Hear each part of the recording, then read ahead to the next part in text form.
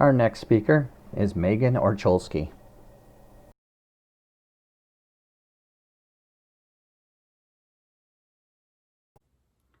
Let's say I was telling you about a date I went on last night, and at the end of the date, things got intimate. I'm guessing you would have a different understanding of what happened based on the label I used. Whether I said we made out, we had sex, or I was sexually assaulted. Beyond these terms having different connotations, each of us is taking these words and interpreting them through our own bodies and experiences.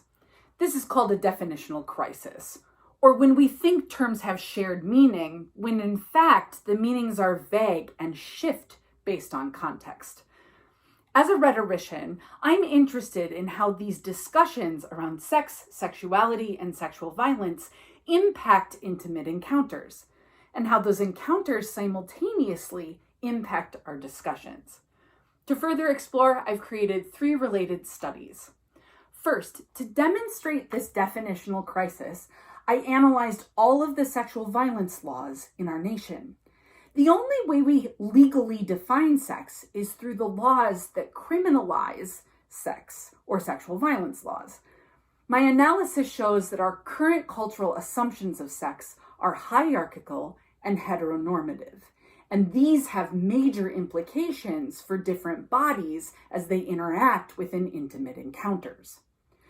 To further explore the implications of this definitional crisis, my second project is a rhetorical analysis of the Aziz Ansari public controversy.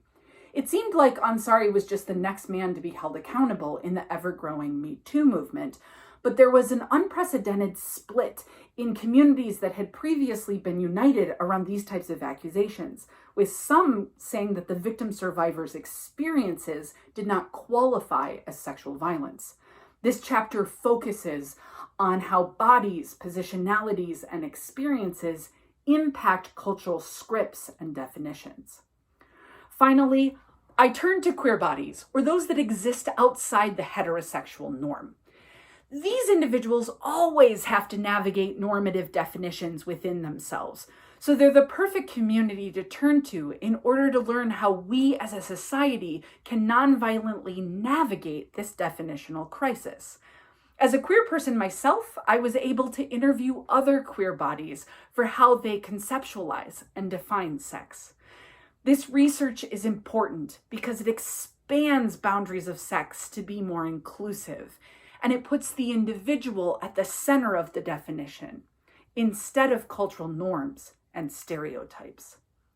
It is my hope that this research continues pushing for change within areas of sex, sexuality, and sexual violence.